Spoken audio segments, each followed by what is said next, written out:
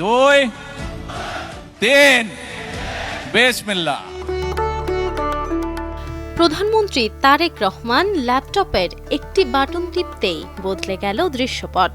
মুহূর্তের মধ্যে টাঙ্গাইল সহ দেশের 11 উপজেলার 22,065 জন প্রান্তিক কৃষকের মোবাইল ফোনে পৌঁছে গেল 2,500 টাকা আর্থিক সহায়তা। একই সঙ্গে উদ্বোধন হলো কৃষক কার্ড, যা কৃষকের জন্য সমন্বিত সহায়তার ভিত্তি।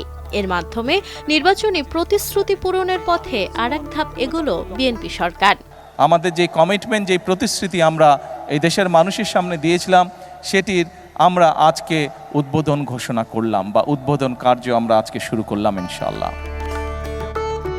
বছরের শুরুতে নতুন খাতা খোলার মতো কৃষকের জন্যও যেন নতুন হিসেবের সূচনা।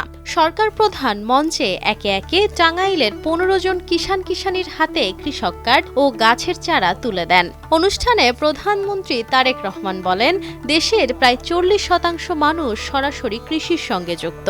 কৃষক ভালো থাকলে দেশ ভালো থাকবে, এই ধারণা থেকেই এই কর্মসূচির সূচনা। আগামী 5 বছরের মধ্যে সরকার পর্যায়ক্রমে 2,75,00,000 কৃষকের হাতে কার্ড পৌঁছে দেবে বলে জানান তিনি। 2,75,00,000 কৃষক, এই 2,75,00,000 কৃষকের কাছে পর্যায়ক্রমিকভাবে আগামী 5 বছরের মধ্যে পর্যায়ক্রমিকভাবে আমরা কৃষি কার্ড তাদের কাছে পৌঁছে দিব। 5 কিষানির হাতে কৃষক কার্ড ও গাছের চারা তুলে দিয়ে প্রধানমন্ত্রী রসিকতা করে বলেন, এই যে গাছের চারা দিচ্ছি, তা বড় হলে ফল কিন্তু আমার জন্য পাঠাবেন। এই যে ওনাদের হাতে একটা করে গাছের চারা দিচ্ছি, কয়েকজনকে জাম গাছ দিয়েছি, আম গাছ দিয়েছি।